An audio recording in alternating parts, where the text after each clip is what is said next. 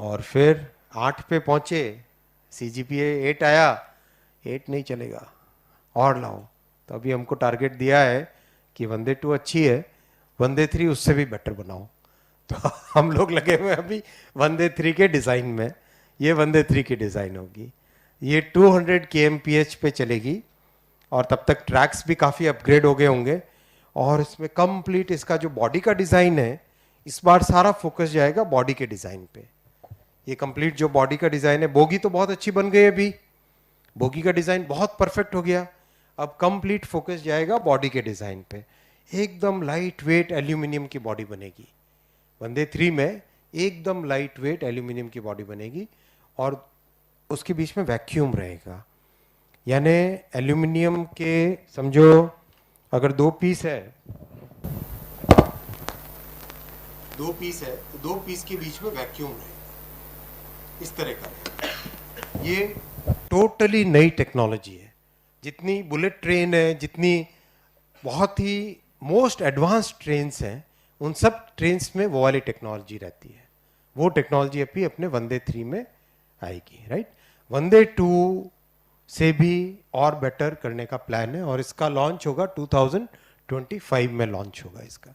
अभी design work चल रहा है, बहुत कॉम्प्लेक्स डिज़ाइन होती है इसकी, एक एक कंपोनेंट, एक एक सिस्टम, सबका आपस में इंटीग्रेशन बहुत सोच समझ के करना पड़ता है, राइट, क्योंकि ह्यूमन सेफ्टी इससे एसोसिएटेड है। तो ये वंदे 3 2019 में पहली 2 ट्रेन पीएम साहब ने लॉन्च की। अब तक वो ट्रेन 18 लाख किलोमीटर्स चल चुकी है, 18 लाख किलोमीटर्स। अगर सारी दुनिया की परिक्रमा करो, चारों तरफ घूम लो दुनिया के, तो 45 टाइम्स चारों तरफ घूम चुकी है, इतनी चली है। देखो इंजीनियरिंग में क्या होता है, कुछ भी काम करो तो जो मॉडल बनाते हैं या जो पहली चीज बनाते हैं उसको टेस्ट करना होता है, उसको चला के देखना होता है, उसमें क्या प्रॉब्लम्स आएगी वो समझना होता है, फिर समझ के फिर उसके हिसाब से उसमें इंप्रूवमेंट्स करने होते हैं, राइट। ये होता है ना इंजीनियरिंग का आइटरेशन, जो हम क्लोज लूप बोलते हैं। देखा, टेस्ट किया, फीडबैक आया, ठीक है चलो ठीक है, खराब है चलो चेंज करो, ऐसा होता है कि नहीं, राइट। इंजीनियरिंग में हम पढ़ते हैं ये चीज। तो ये दो ट्रेन्स करीब करीब बिना कोई बड़ी प्रॉब्लम के, any major, without any major problem, these trains have run for almost 2 years, 18 lakh kilometres 2019 से चल रही है। टेक्नोलॉजी अपनी तरफ से प्रूव हो गई, पूरी टीम लगी और वंदे भारत 2 बनाई। वंदे भारत 1 160 kmph, वंदे भारत 2 180 kmph की स्पीड। अभी हमारे ट्रैक्स में काफ़ी चेंजेस करने हैं, पटरियाँ अभी भी 130 kmph के हिसाब से डिज़ाइंड है, तो उसमें भी बहुत सारे इंप्रूवमेंट्स अभी करने हैं। आगामी 2-3 सालों में कई इसमें चेंजेस करेंगे, ट्रैक की टेक्नोलॉजी नई लाएंगे, कई तरह के नए चेंजेस करेंगे। तो ये जो ट्रेन अभी लॉन्च हुई है, 30 तारीख को लॉन्च हुई, बहुत सारे चेंजेस किए हैं उसकी डिज़ाइन में। किस तरह के चेंजेस किए हैं, चूंकि आप लोग इंजीनियरिंग के स्टूडेंट्स हो इसलिए मैं थोड़ा सा आपको डिटेल में इसमें बताऊंगा।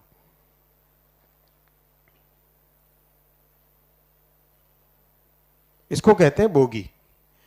कैसे, जो ट्रक होती है, ट्रक या बस होती है, उसमें नीचे एक चैसी होता है, देखा आप लोगों ने चैसी, समझते हो चैसी में, राइट।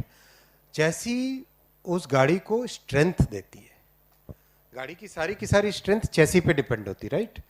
वैसे ही ट्रेन में ऊपर कोच होता है, उसकी बॉडी होती है, और नीचे होती है बोगी, राइट। बोगी सबसे इंपॉर्टेंट सिस्टम होता है, ये कंप्लीट बहुत ही इसमें बारीकी से काम करना होता है। इसके अंदर एयर स्प्रिंग लगाई है इस बार। एयर स्प्रिंग से जितने भी ट्रेन में झटके लगते थे वो प्रैक्टिकली फिनिश हो गए। आप अगर इसमें बैठ के देखोगे अभी तो इतना कंफर्ट है, बिल्कुल हिलना डुलना नहीं। वो जो ग्लास था वो क्यों नहीं गिरा, क्योंकि बोगी की डिजाइन इतनी शानदार है। टॉलरेंस समझते हो, टॉलरेंस इंजीनियरिंग के स्टूडेंट्स टॉलरेंस समझते हो, राइट। दो कंपोनेंट्स के बीच में गैप कितना है, करेक्ट। मैकेनिकल क्या है यहाँ पे? कोई मैकेनिकल नहीं पढ़ते आजकल, आजकल सब आईटी पढ़ते हैं। तो दो कंपोनेंट्स के बीच में अगर गैप 3 मिलीमीटर होता था पहले, इसमें 1 मिलीमीटर से कम का गैप रखा गया है सब जगह। इतनी फाइन इसकी डिज़ाइन है, इतनी बारीकी से इसकी डिज़ाइन की गई है। और दोस्तों मैं आपको बताऊं, सारी दुनिया आज इसको वॉच कर रही है। वो पानी की ग्लास तो नहीं हिली, लेकिन सारी दुनिया हिल गई। सारी दुनिया इस ट्रेन को नोटिस कर रही है। और ऐसी जब 20-40 ट्रेन चल जाएंगी तो सारी दुनिया को हिंदुस्तान से ही सप्लाई होगी। सारी दुनिया में एक्सपोर्ट हिंदुस्तान से होगी। आपके सामने ये न्यू दिल्ली का रेलवे स्टेशन, नया डिज़ाइन। अभी पुराना डिज़ाइन तो देखा होगा लोगों ने, शायद फोटो वोटो में देखना, नहीं तो आज गूगल करना या यूट्यूब पे जाना, इंस्टा पे जाना। ये नया डिज़ाइन है जिसका आज टेंडर निकल गया है। आप देखो, ये दोनों जो डोम्स हैं, इनके नीचे ट्रैक्स हैं, इनके नीचे ट्रैक्स, प्लेटफॉर्म्स, वो सब इसके नीचे है। ये कंप्लीट एलिवेटेड रोड, चारों तरफ ट्रैफिक बिल्कुल भी जाम नहीं होना चाहिए, राइट। पूरा इस थॉट प्रोसेस से बना है कि कहीं पर भी आज के हिसाब से नहीं, आज से 25 साल, आज से 50 साल के बाद में भी कोई प्रॉब्लम्स नहीं आनी चाहिए। अब हर जगह अंदर रूफ प्लाजा, खूब अच्छी ओपन स्पेस हो, अच्छा फूड कोर्ट हो, वेटिंग एरिया हो। जिनके बच्चे हैं, आप लोग तो अभी नौजवान हो, यहाँ से निकलोगे उसके बाद में फिर शादी वादी, फिर बच्चे। तो जब बच्चे साथ ट्रैवल करते हैं तो कब एक इधर दौड़ रहा होता है, एक उधर दौड़ रहा होता है, राइट। उनके लिए खेलने की अलग से जगह हो, प्रॉपर हर जगह की। अब गुजरात में कोई स्टेशन है तो वहाँ खाखरा तो मिलना ही चाहिए ना स्टेशन पे, ना नहीं मिलना चाहिए थेपला भी मिलना चाहिए, फाफड़ा भी मिलना चाहिए। तो लोकल एरिया की लोकल प्रोडक्ट्स के लिए अलग से वहां पे शॉप्स रहे। हर तरह की सोच के साथ ये स्टेशंस का डिजाइन है। अहमदाबाद कैसा लग रहा है?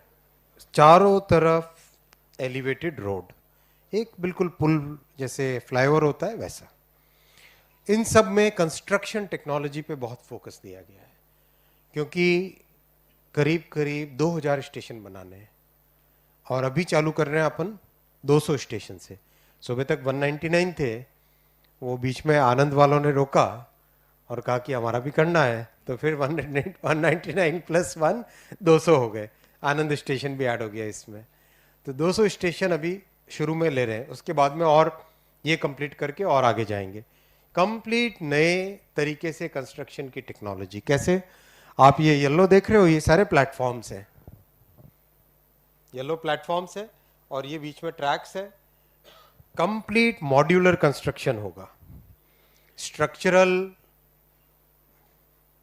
फाइबर्स लेके, स्ट्रक्चरल एलिमेंट्स लेके, प्लेटफॉर्म के ऊपर पिलर्स लगाए, उनके ऊपर एक रूफ बनाई,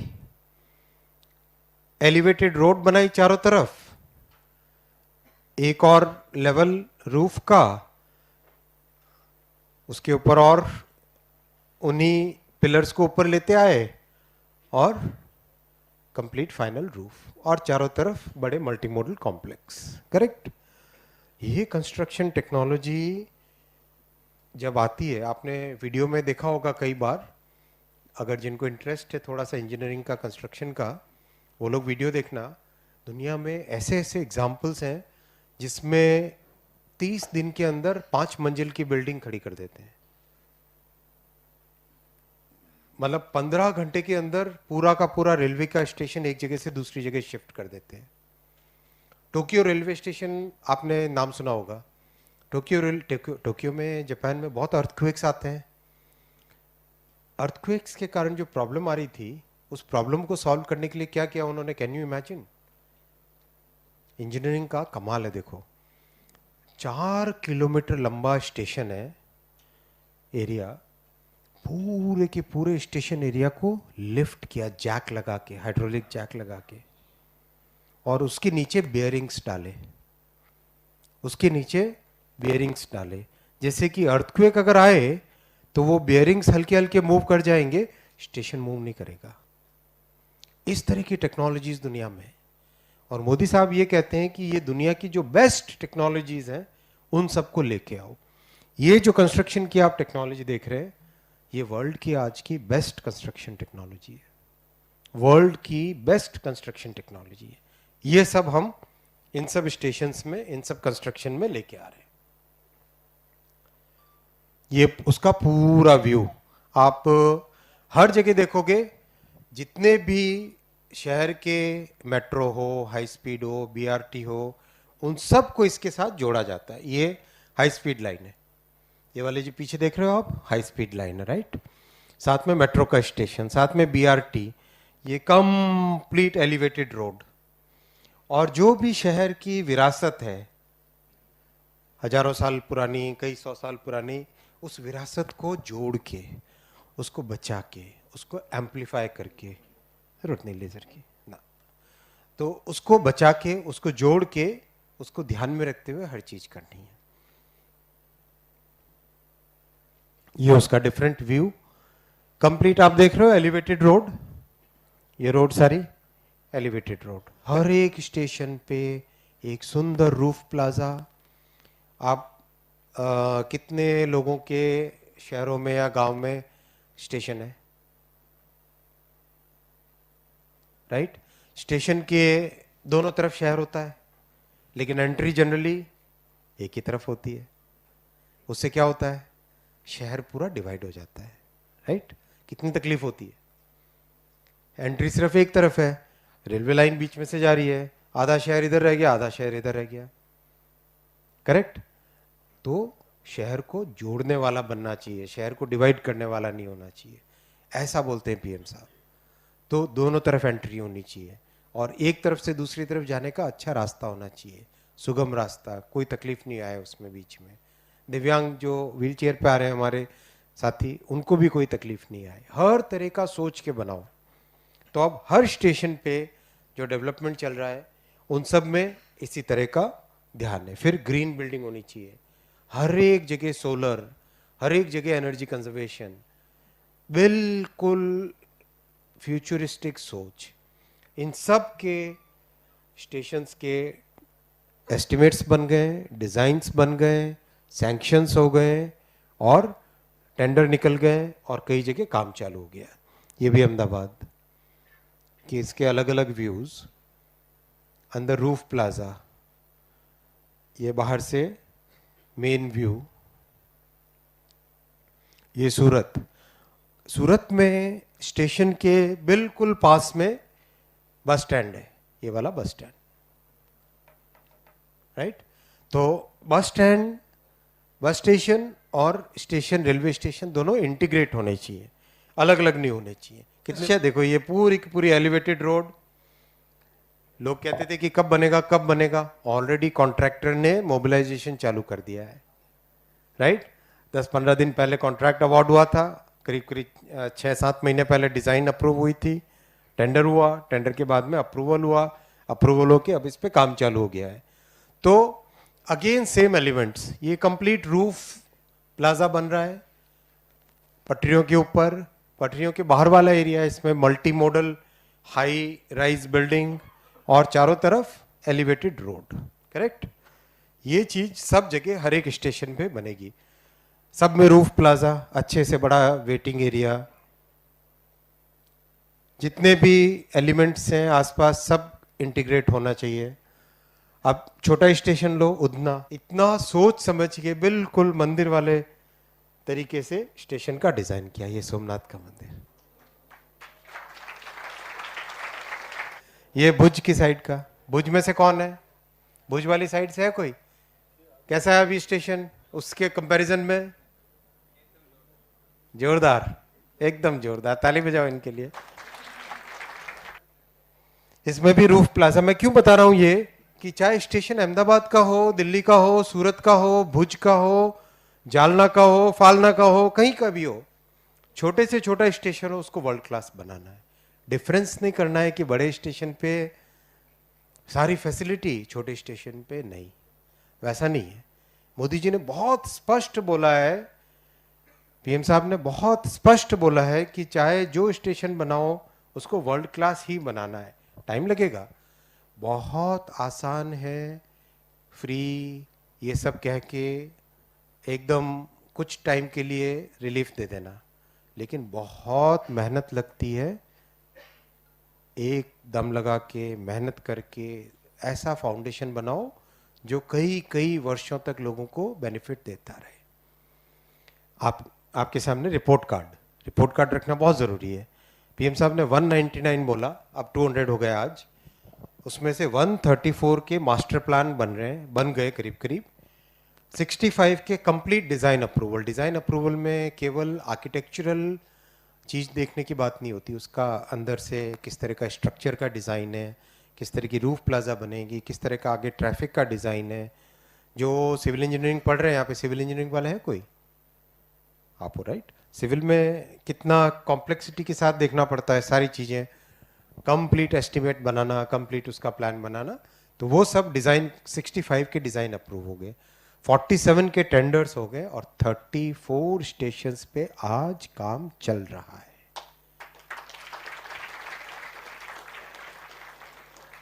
एक ही ट्रैक पे अगर दो गाड़ी आ रही है तो वो टकरानी नहीं चाहिए, राइट? ये टेक्नोलॉजी बनाई रेलवे के इंजीनियर्स ने, इसका नाम है कवच। और अब एज वी स्पीक 3000 किलोमीटर्स पे इसके टेंडर हो चुके हैं और इंस्टॉलेशन चालू हो रहा है। बहुत ही इंटरेस्टिंग टेक्नोलॉजी है। ट्रेन के चारों तरफ एक तरीके से सेफ्टी का एनवेलप बना लेती है, और दो ट्रेन अगर एक साथ आती है तो 380 मीटर पे ऑटोमेटिकली ब्रेक लग जाता है।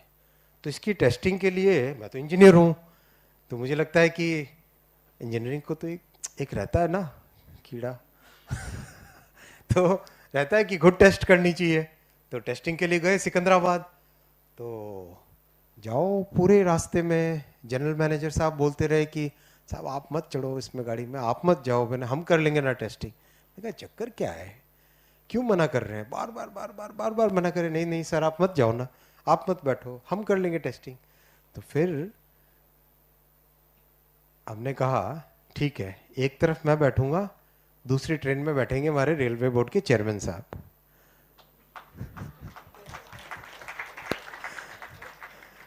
अगर दूसरी तरफ मंत्री बैठे होते दूसरे, तो एक ही बार में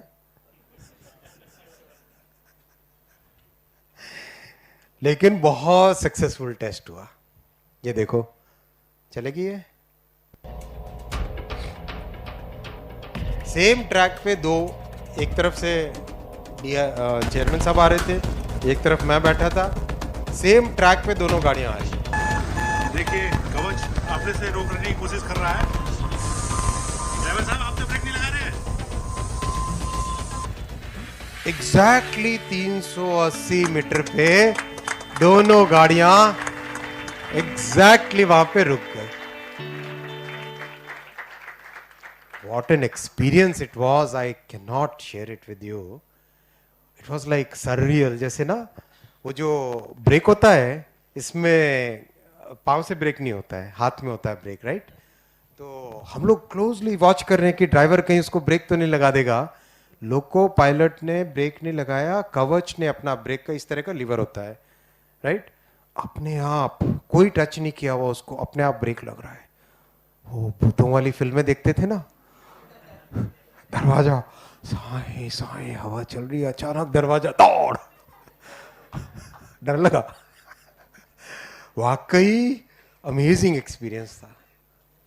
कोई हाथ नहीं टच किया, कोई पांव टच नहीं किया, कोई ब्रेक के पास नहीं है।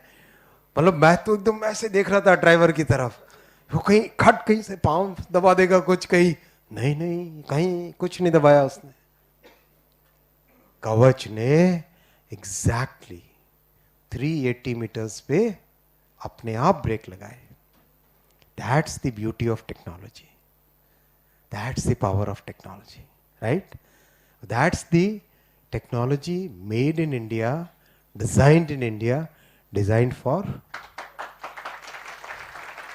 All of you. हम लोगों की जनरेशन ने ये सब चीजें नहीं देखी थी, आप लोगों के लिए ये सारी है। सेफ ट्रेन्स, अच्छी ट्रेन्स, अच्छे स्टेशंस, बहुत कैपेसिटी बढ़ानी है। अभी तो काम कम नहीं है, काम बहुत है इसमें, दिन रात मेहनत करनी पड़ेगी तब जाके होगा, लेकिन सही दिशा में। बुलेट ट्रेन, टोटली नए तरीके का कंस्ट्रक्शन का काम। जितने भी रास्ते से वापी से लेके अहमदाबाद तक के रास्ते में जितने भी जिले हैं, हर जिले में तेजी से काम चल रहा है। 92 किलोमीटर्स के पिलर्स अभी तक बन गए। इसका काम देखने को गया आप में से? आपने देखा कैसा है काम? क्या नाम है आपका? विवेक, थोड़ा सा बताओ इस काम के बारे में। ये आनंद डिस्ट्रिक्ट, ये बड़ौदा डिस्ट्रिक्ट, ये माही रिवर के ऊपर ब्रिज। वैसे 8 नदियां हैं, हर एक रिवर पे एक नया ब्रिज बन रहा है इसका। ये फुल स्पैन कास्टिंग यार्ड, जितनी बड़ी बड़ी मशीनें आप देख रहे हो ना, सारी मशीनें पहले तो बाहर से लाए और फिर अपना दिमाग लगा के हिंदुस्तान में बनाई, सारी की सारी मशीनें। ये फुल स्पैन 40 मीटर का गर्डर बन रहा है, ये कंप्लीट यहां से यहां तक 40 मीटर्स। 40 मीटर्स यानी 130 फुट के आसपास, राइट? अंदाज लगाओ इसका वजन कितना होगा। 40 मीटर्स का गर्डर। गर्डर समझते हो ना? समझते हो गर्डर? नहीं तो मैं आगे दिखाता हूं गर्डर। ये रहा, ये गर्डर, ये पूरा पूरा गर्डर है। पूरा पिलर्स जो आपने देखे थे ना अभी पहले, इन पिलर्स के ऊपर रखा जाएगा।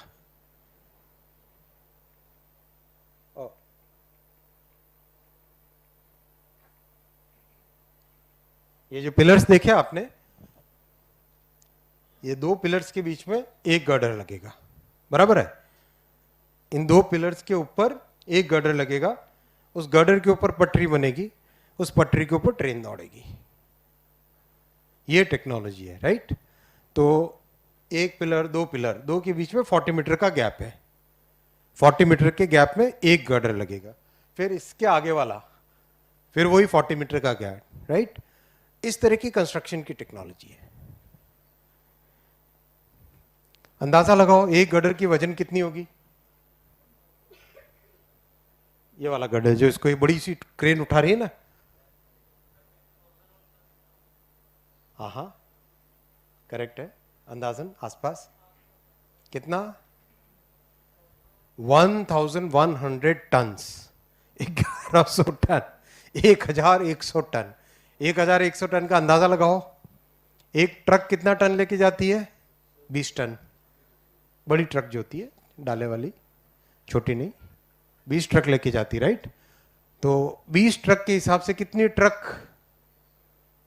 50 ट्रक लेके जाएगी तो 1000 टन होता है। 50 ट्रक लेके जाए उतना भारी एक अकेला ये गर्डर, उसको ये क्रेन उठा रही है। और क्रेन पहले लेके आए बाहर से, बाद में सारी अपने यहां कंप्लीट हिंदुस्तान में बन रही है, राइट? पूरी टेक्नोलॉजी किस तरह से इसकी, ये क्रेन पूरी की पूरी इसको उठाएगा गर्डर को, पूरा गर्डर एक बार में बना, और उसके बाद में पिलर के पास लेके जाएगा। पिलर के ऊपर ये ट्रांसपोर्टर है। वो बचपन में अपने गांव में होता था ना कान खजूरा, समझे? कान खजूरा क्या होता था? कान खजूरा, हाँ, cut cut cut cut cut cut cut cut ऐसे चलता था। कितने सारे पांव होते थे उसके, 100 पांव होते थे। इस कान खजूरे के कितने पांव है? 216। 216 पहिए हैं इस गाड़ी के। 1000 टन इसको उठा के चलाना है, राइट? अब ये गर्डर आया, इस क्रेन ने उठाया, क्रेन ने उठा के, इस वाली क्रेन ने उठाया, इसके ऊपर रखा, और इसके ऊपर से गर्डर इस पिलर से इस पिलर के बीच में भी गैप है, राइट? दिख रहा है? इस इस पिलर से इस पिलर के बीच में गैप है, तो यहां से उठा के गर्डर को अब यहां तक रखेगा। यानी एक के बाद एक पिलर, एक पिलर, एक पिलर, एक पिलर, इस तरह से आगे आगे आगे आगे कंस्ट्रक्शन होता रहेगा। ये यहां से होता हुआ आया है, एक पिलर रखा, इसके आगे से चल के इस पिलर पे आए, इसके आगे से चल इस पिलर पे आए, इसके आगे से चल के इस पिलर पे आए, फिर अगला पिलर, और इस तरह से कंटिन्यूएशन। ऐसी टेक्नोलॉजी पूरी दुनिया में कुल मिला के सिर्फ 4 देशों के पास है, सिर्फ 4 देशों के पास ऐसी कंस्ट्रक्शन टेक्नोलॉजी, और ये सब आप सबके लिए है। अब मैं आता हूं ट्रेन से दूसरी जगह, सेमीकंडक्टर पे। सेमीकंडक्टर आप सबने देखा होगा, नहीं देखा तो आज मैं आपके लिए सेमीकंडक्टर के वेफर लेके आया। बालाजी के वेफर खाए हैं, वैसे ही ये भी वेफर है, सेमीकंडक्टर का वेफर है, राइट। इसमें चिप्स बनती हैं, आलू की चिप्स नहीं, सेमीकंडक्टर की चिप्स। हर एक चीज आप जानते ही हो, आप सब मेरे से ज्यादा एजुकेटेड हो, हर एक चीज में आजकल सेमीकंडक्टर की चिप्स लगती है, चाहे वो मोबाइल फोन हो, ट्रेन हो, मिसाइल हो, घर में एयर कंडीशनर हो, कोई भी चीज हो, ये कैमरा आपके सामने जो खड़ा है, ये मेरे हाथ में माइक है, हर एक चीज में, ऑटोमोबाइल में, कार में, स्कूटर में, हर चीज में सेमीकंडक्टर की चिप्स लगती, राइट। सेमीकंडक्टर हिंदुस्तान में बने, ये देश का बहुत वर्षों से ड्रीम था। 30-40 वर्षों से कोशिश कर रहे हैं कि सेमीकंडक्टर हिंदुस्तान में बने। बहुत ही कॉम्प्लेक्स इंडस्ट्री है ये, और इसको ढंग से अगर सोचो तो पहले हमें ये समझना पड़ेगा कि इसकी हमको जरूरत क्यों है। आप सोचो, आज से 10 साल पहले हिंदुस्तान में इलेक्ट्रॉनिक्स मैन्युफैक्चरिंग नाम के वास्ते थी, प्रैक्टिकली कुछ भी नील के बराबर होती थी। मोबाइल फोन सारे इंपोर्ट होते थे, हर चीज प्रैक्टिकली इंपोर्ट होती थी। सोचते भी नहीं थे कि कोई हिंदुस्तान में इस तरह की मैन्युफैक्चरिंग हो सकेगी। आज because of make in India, because of startup India, because of digital India, in 3 programmes के कारण आज हिंदुस्तान में $80 बिलियन की इलेक्ट्रॉनिक्स मैन्युफैक्चरिंग है, $80 बिलियन की रोजगार है इलेक्ट्रॉनिक्स मैन्युफैक्चरिंग में, मोबाइल मैन्युफैक्चरिंग में 25 लाख रोजगार आज है, आज, as we speak, and this industry is growing at a rate of 17 to 18% per annum. 80 billion से ये 300 बिलियन की तरफ जाएगी अगले 5 सालों में, और रोजगार जो 25 लाख है आज, वो 25 लाख रोजगार 1 करोड़ रोजगार की तरफ जाएगा, और ये कंटिन्यूसली ग्रो हो रही है। इसके पीछे कंटिन्यूस हमारी मॉनिटरिंग, पीएम साहब कंटिन्यूसली फोकस करके रखते हैं। अभी बहुत जल्दी आने वाले दिनों में ही, आगामी दिनों में ही, within few weeks, electronics manufacturing को और ज़्यादा एक्सटेंड करें, किस तरह से, उसके ऊपर एक अप्रूवल होगा। इन इलेक्ट्रॉनिक्स की हर एक चीज में सेमीकंडक्टर लगता है, तो सबसे बेसिक जो रॉ मटेरियल है, वो रॉ मटेरियल भी देश में बनना चाहिए कि नहीं बनना चाहिए, राइट। तभी जाके हम एक स्ट्रॉन्ग इकोनॉमी की तरह खड़े होंगे, तभी जाके देश में और ज़्यादा इलेक्ट्रॉनिक्स मैन्युफैक्चरिंग होगी, तभी जाके देश में और ज़्यादा चीज़ों की मैन्युफैक्चरिंग होगी। और जब मैन्युफैक्चरिंग होती है, जब नए प्लांट लगते हैं, नई फैक्ट्री लगती है, तब नया रोजगार क्रिएट